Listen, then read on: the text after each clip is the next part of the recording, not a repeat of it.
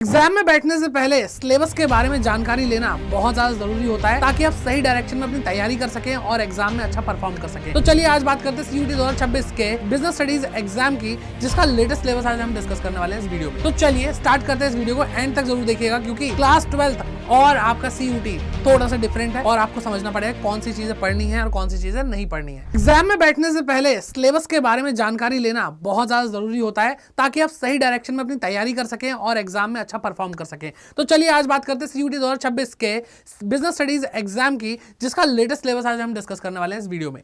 तो चलिए स्टार्ट करते हैं इस वीडियो को, एंड तक जरूर देखिएगा क्योंकि क्लास 12th और आपका सीयूटी थोड़ा सा डिफरेंट है और आपको समझना पड़ेगा कौन सी चीजें पढ़नी है और कौन सी चीजें नहीं पढ़नी है।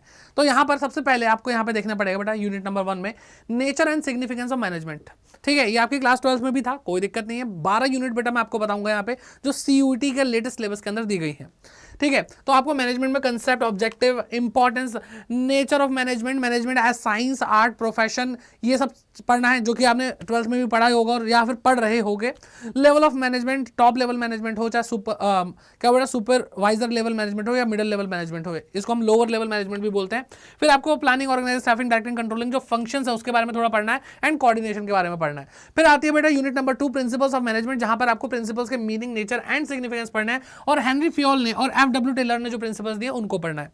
डिटेल में पढ़ना है, बहुत अच्छे से पढ़ना है, इनकी इंप्लीकेशन को समझना है और केस स्टडी इसमें से बहुत ज्यादा अच्छे लेवल पे आती है। बिजनेस एनवायरनमेंट तीसरी यूनिट आ जाती है बेटा। बिजनेस एनवायरनमेंट में आपको उसकी मीनिंग, इंपॉर्टेंस पढ़ना है और साथ में उसके डायमेंशंस पढ़ने हैं जो अलग अलग आपको पढ़ने हैं, जो कि आपको यहाँ पे दिखाई दे रहा होगा, economic, social, technological, political, legal. ठीक है, ये सारी चीजें आपको समझनी है। प्लानिंग जो आपकी यूनिट नंबर 4 है, इसको थोड़ा अच्छे से पढ़ना है। यहाँ पे बेटा आप प्लानिंग के बारे में डिटेल में पढ़ेंगे। पहली यूनिट के अंदर आपको सिर्फ थोड़ा बहुत बताना था, लेकिन यहाँ पर आपको पूरा डिटेल में बताया जाएगा प्लानिंग का मीनिंग क्या है, फीचर क्या है, इंपॉर्टेंस क्या है, लिमिटेशन क्या है। प्लानिंग की प्रॉपर जो एकदम अच्छे से प्रोसेस समझनी है वो आपको समझनी पड़ेगी। ठीक है, फिर आपको टाइप्स ऑफ प्लान पढ़ने पड़ेंगे, ऑब्जेक्टिव है, स्ट्रैटेजी है, पॉलिसी है, प्रोसीजर है, मेथड है, रूल है, बजट है, प्रोग्राम है, ये सारी चीजें पढ़नी पड़ेंगी। एंड डिटेल में मैं आपको बता रहा हूँ, ये सब्जेक्ट आपका लाइफ चेंजिंग सब्जेक्ट है। एग्जाम तो छोड़ ही दो, आपको जीवन जीना सिखा देगा बेटा ये सब्जेक्ट। ठीक है, फिर बात करते हैं ऑर्गेनाइजिंग की, यूनिट नंबर 5। यहाँ पे आपको मीनिंग, इंपॉर्टेंस पढ़नी है, step in process of organizing, organizing की भी प्रोसेस उसको भी समझना है। Structure of organization, functional organization हो चाहे डिविजनल ऑर्गेनाइजेशन उसको समझना है। फॉर्मल इनफॉर्मल ऑर्गेनाइजेशन को समझना है। डेलीगेशन का मतलब समझना है, उसके एलिमेंट्स को समझना है, इंपॉर्टेंस को समझना है। फिर डिसेंट्रलाइजेशन पे जाना है बेटा, वहां पे मतलब समझना है, इसका इंपॉर्टेंस समझनी है, डिफरेंस समझना है डिसेंट्रलाइजेशन और डेलीगेशन के बीच में। यूनिट नंबर 6 आती है स्टाफिंग। यहां पर बेटा स्टाफिंग आपको पता ही है, लोगों को जॉब पर लाना। ठीक है, और उसको उनको क्या कहते हैं, टिकाए रखना, यानी जाए ना कहीं वो। ठीक है, तो मीनिंग, नीड और यहाँ पर इंपॉर्टेंस हम पढ़ेंगे स्टाफिंग की। स्टाफिंग का as a part of human resource management ये पढ़ने वाले हैं। स्टेप्स इन स्टाफिंग प्रोसेस ये आपको डिटेल में समझना है। एंड रिक्रूटमेंट अलग से आएगा बेटा, सिलेक्शन अलग से आएगा, ट्रेनिंग एंड डेवलपमेंट अलग से आएगा और सिलेक्शन लिटरली भाई बहुत ज़्यादा अच्छे से आता है। और यहाँ पर बेटा जो सोर्स है, इंटरनल एक्सटर्नल सोर्स रिक्रूटमेंट के, वो बहुत इंपॉर्टेंट हो जाता है एमसीक्यू पॉइंट ऑफ व्यू से। ठीक है, फिर बात करते हैं बेटा 7वीं यूनिट आती है आपकी डायरेक्टिंग। इसके अंदर आपको मीनिंग पढ़ना है, इंपॉर्टेंस पढ़ना है, इसके डायरेक्टिंग के प्रिंसिपल्स पढ़ने हैं, एलिमेंट पढ़ने हैं, सुपरविजन है, मोटिवेशन है, लीडरशिप है एंड कम्युनिकेशन है। इसको आपको अच्छे से पढ़ना है। एंड ये एक्चुअल में सबसे ज़्यादा इंपॉर्टेंट यूनिट में से एक बनती चली जाती है क्योंकि इसके अंदर कंटेंट बहुत है बेटा। ठीक है, फिर बात करते हैं कंट्रोलिंग की, छोटी सी यूनिट है बेटा। यूनिट नंबर 8 आपकी मीनिंग, इंपॉर्टेंस पढ़नी है, relationship between planning and controlling पढ़ना है, जो कि हम प्लानिंग के टाइम पे भी थोड़ा बहुत देखते हैं और यहाँ पर आकर हमें एक्चुअल में समझ में आता है। ठीक है, बहुत अच्छे समझ में आता है। And steps in the process of controlling आपको पढ़ना है। फिर आते बेटा आपको जो पार्ट बी, जो आप 12th क्लास में जिसको आप पार्ट बी बोलते हैं, यहाँ पे बेटा आपकी 9th यूनिट बिजनेस फाइनेंस आती है। ठीक है, इसमें आपको meaning, role, objective, financial management पढ़ना है एंड फाइनेंशियल प्लानिंग में आपको मीनिंग, इंपॉर्टेंस पढ़ना है, कैपिटल स्ट्रक्चर पढ़ना है, आपको फिक्स्ड एंड वर्किंग कैपिटल पढ़ना है। बहुत अच्छे से आपको यहाँ पे समझ में आएगा और इसके अंदर तो मतलब आपको देखने में लग रहा होगा छोटे छोटे टॉपिक्स हैं, अंदर बहुत गहराई है बेटा, समझने के लिए बहुत कुछ है। फिर इसके बाद आता है बेटा क्या, इसके बाद आता है मार्केटिंग। सर मार्केटिंग आता है, हमने तो सुना सर फाइनेंशियल क्या आता है यहाँ पे आता है फाइनेंशियल मार्केट्स। तो बेटा फाइनेंशियल मार्केट्स 12th क्लास में आपके सीबीएसई बोर्ड्स में है, लेकिन यहाँ पे नहीं है, यहाँ पे मार्केटिंग आ रहा है। तो मार्केटिंग पढ़ना है आपको, इसके मीनिंग, फंक्शंस पढ़ने हैं, रूल्स पढ़ने हैं, distinction between marketing and selling, selling और मार्केटिंग किस तरह से अलग है इसको समझना है, मार्केटिंग मिक्स पढ़ना है। ठीक है, पार्ट बी के अंदर बेटा ये मार्केटिंग वाला चैप्टर बहुत तगड़ा इंपॉर्टेंट है।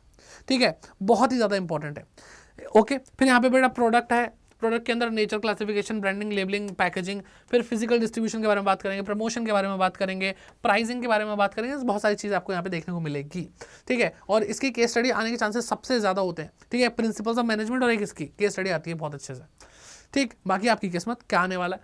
फिर आते बेटा कंज्यूमर प्रोटेक्शन, जो आपके सिलेबस का पार्ट है और एडिशनल चैप्टर भी आएगा जो आपकी 12th में था ही नहीं। ओके, तो यहाँ पे इंपॉर्टेंस ऑफ कंज्यूमर प्रोटेक्शन पढ़ेंगे आप, कंज्यूमर के राइट पढ़ेंगे, रिस्पॉन्सिबिलिटी पढ़ेंगे, एंड लिटरली इन सब में सबसे इंपॉर्टेंट चीज़ यही है, ठीक है। फिर ways and means of consumer protection, consumer awareness, legal redressal with special reference to the consumer protection act, and यहाँ पे role of consumer organization and NGOs, ठीक है। अब इसके बाद लास्ट जो यूनिट है वो बेटा आपने 12th क्लास में नहीं पढ़ी, वो है एंटरप्रेन्योरशिप डेवलपमेंट। तो आपको इस पे अधिकतर ध्यान देना है, क्योंकि जो नई चीज़ है, एक भी क्वेश्चन आएगा तो भाई आप अटेम्प्ट भी नहीं कर पाओगे, तुक्का भी नहीं मार पाओगे। क्या एक बार तो चलो पढ़ी ही थी, एक भी बार नहीं पढ़ी भाई, ध्यान से पढ़ो। Concept, function and need, entrepreneurship characteristics and competencies, process of entrepreneurship development, and आप पढ़ते हैं बेटा entrepreneurial values, attitudes and motivation, meaning and concept, ये सारी चीज़ें आप पढ़ते हैं। अब बेटा यहाँ पे आपको देखने को मिल रहा है कि इसकी जो अप्रोच है, इसकी जो इंपॉर्टेंस है, इस पूरे सिलेबस के अंदर जो चीज़ें निकल के आ रही हैं वो ना बहुत डिटेल में पूछी जाएंगी, क्योंकि ये MCQ बेस्ड एग्जाम है। आप बेटा ये बात समझ लो कि लिखना एक अलग चीज़ है कि आप उसमें पूरा भर देते हो, कुछ ना कुछ तो नंबर मिल ही जाते हैं। MCQ में बेटा 4 गोले 1 टिक जय माता दी, है ना। वहाँ पे अगर ठीक हुआ तो ठीक, नहीं हुआ तो बिल्कुल ठीक नहीं है। आपकी नेगेटिव मार्किंग और है, यहाँ पे आपका 1 नंबर जाएगा। 5 नंबर का एक क्वेश्चन है बेटा, 5 नंबर का एक क्वेश्चन है और एक माइनस तो हो ही जाएगा, ठीक है। इसके लिए आपको 60 मिनट मिलेंगे, ठीक है, 60 मिनट्स आपको इसके लिए मिलेंगे। और इस पूरे 12 यूनिट को जब आप अटेम्प्ट करोगे इस एग्जाम में, आपको 50 क्वेश्चंस करने हैं, 50 MCQs करने हैं, जिसको करने के लिए आपके 60 मिनट्स हैं, ठीक है। 5 नंबर का एक क्वेश्चन है, -1 की मार्किंग रहेगी अगर आप गलत करते हैं। एंड इससे समझ में आता है 50 × 5 दैट वुड बी 250 मार्क्स। अगर टोटल मार्क्स की बात करें तो 250 मार्क्स बनते हैं, ठीक है। तो इसलिए इसको इस तरीके से तैयार करें। 1 मिनट 1.2 मिनट की बात कर रहा हूं मैं, 1.2 मिनट के अंदर एक क्वेश्चन अटेम्प्ट होना चाहिए। और क्वेश्चन बहुत अच्छे खासे लंबे आते हैं, रीडिंग स्पीड बहुत इंपॉर्टेंट हो जाती है, और आपको एक अलग ही तरीके से तैयारी करनी पड़ती है इसकी। अब उसके लिए बेटा आप मेरे साथ जुड़ सकते हैं, यहाँ पे टेलीग्राम का आपको QR कोड दिखाई दे रहा है, इसको स्कैन करके आप हमारे साथ जुड़ सकते हैं। अपनी 2026 की तैयारी करेंगे, आपको बहुत सारी चीज़ें हैं, जो जर्नी आपकी बहुत स्मूथ और अच्छी हो जाएगी। बहुत सारी चीज़ें ऐसी पता चलेंगी जो आपको शायद नहीं पता CUT एग्जाम के बारे में। एंड उसके अलावा भी आप हमारे साथ जुड़ सकते हैं, हमारे जो बैचेस हैं, प्रीमियम बैचेस, जो आपको बहुत अच्छी गाइडेंस देते हैं। एंड इंडिया का सबसे बड़ा ट्रस्टेड यूट्यूब चैनल प्लेटफॉर्म जो आपको प्रिपरेशन करा रहा है बेटा CUT अड्डा 24/7। तो वो टीचर्स अगर आपको यहाँ पे पढ़ा रहे हैं तो डेफिनेटली कुछ ऐसा होगा जो आप क्या कहते हैं, एक कॉन्फिडेंस अलग ही लेवल का होता है, ठीक है। जो भी आप सोच रहे हैं कि इस कॉलेज में जाऊंगा मेरी जिंदगी बदल जाएगी, उस कॉलेज में CUT अड्डा 24/7 के स्टूडेंट आपको दिखाई देंगे। तो वो क्यों हो पाया? क्योंकि आप लोगों ने ट्रस्ट किया और हमने मेहनत करी आपके साथ, और आपने भी हमारे साथ मेहनत करी, और आपके जो सीनियर्स है वो आज अच्छे अच्छे यूनिवर्सिटीज़ में, कॉलेजेस में है। तो आपको भी बेटा आप इस मौके को खोना नहीं है, आप हमारे साथ तैयारी कर सकते हैं, ठीक है। तो आप आरएम बैच ले सकते हैं या फिर आप महापैक ले सकते हैं। आपको करना क्या बेटा, कोड यूज़ करना Y550, जिससे आपको मैक्सिमम डिस्काउंट मिल जाएगा इन बैचेस पे। एंड अगर आप महापैक लेते हैं तो आपके लिए ज़्यादा बेनिफिशियल होगा, अपने सीनियर से पूछ सकते हो बेटा, वो आपको 100% इसके बारे में ही बताएंगे जिन्होंने महापैक से पढ़ाई करी है। क्योंकि अगर आप महापैक लेते हो तो आपको सारे बैचेस फ्री ऑफ कॉस्ट मिलते हैं, इवन ये बैच भी आपको मिल जाएगा। आपने इसके लिए पे करा, आपको ये भी मिल जाएगा, आपको आने वाले सारे बैचेस फ्री ऑफ कॉस्ट मिलेंगे जब तक 2026 का एग्जाम नहीं हो जाता। तो बहुत सारे अभी बेटा बैचेस आते रहेंगे, आप तैयारी करते रहेंगे। आपको अड्डा 24/7 ऐप डाउनलोड कर लेना चाहिए, और गूगल पर सर्च करोगे अड्डा 24/7, आपको पहली वेबसाइट दिख जाएगी। आपको ऑल कोर्सेज पर क्लिक करना है, UGPG एंट्रेंस एग्जाम पर क्लिक करना है, CUT UG सेलेक्ट करना है। एंड आप कॉमर्स हैं तो CUT कॉमर्स क्लिक करेंगे। एंड महापैक बेटा आपको 2 दिखाई दे रहे हैं। ये वाला महापैक जो आपको दिखाई दे रहा है, ये आपको प्रिंटेड बुक्स के साथ मिल रहा है। आप इसको परचेस करते हैं तो आपको आपके घर तक सारी की सारी बुक्स दी जाएंगी। कौन कौन सी बुक्स होंगी बेटा? तो बेटा आपको यहाँ पे सारे डोमेन्स है, अकाउंटेंसी, BST, इकोनॉमिक्स, मैथमेटिक्स, ये 4 डोमेन मिल रहे हैं। आपको GAT मिल रहा है, लैंग्वेजेस मिल रही है, वो सारी बुक्स आपके तक पहुँचाई जाएंगी, ठीक है। लेकिन अगर आप सोचते हो कि थोड़ा सा प्राइस कम हो जाए, थोड़ा सा डिस्काउंट ज़्यादा मिल जाए, या हम थोड़ा सा पैसा बचा लें, तो बेटा वैसे तो आपको प्रिंटेड बुक बहुत अच्छी लगेंगी। लेकिन अगर आप उसको ई फॉर्मेट में, यानी आपके इलेक्ट्रॉनिक फॉर्मेट में, ई बुक के रूप में पढ़ सकते हैं, तो आप बेटा इस महापैक पे जाइए, और ये महापैक भी आपको सारे के सारे बैचेस फ्री करवा देगा, ठीक है। तो अभी प्राइस भी बेटा डिस्काउंट अच्छा चल रहा है, तो प्राइस भी आपको कम लग जाएगा। तो आपको क्या करना है बेटा, एंटर कूपन कोड, ठीक है, Y550 आपको कोड लगाना है, यहाँ पे आपको दिखाई दे रहा है, और जैसे ही आप अप्लाई करोगे बेटा अभी आपको ये 9040 रुपीज़ का आपको दिखाई दे रहा है। ठीक है, ये एक बैच नहीं, मल्टीपल बैचेस है CUET 2026 तक के लिए, और आपके पास लगभग ठीक है 8 से 10 टीचर की टीम है जो आपको पढ़ा रही है। ठीक है, तो इसलिए अपनी तैयारी को बूस्ट रखिए, अच्छे से पढ़ते रहिए। कोई दिक्कत है, परेशानी है, कोई भी कंसर्न है, कोई इशू है तो आप कमेंट करके जरूर जाइए, मैं कमेंट का रिप्लाई खुद करूंगा। और बाकी टेलीग्राम ग्रुप में जुड़ जाइए, और मिलते हैं आपसे किसी बैच के अंदर। Thank you so much, bye bye, take care, जय हिंद।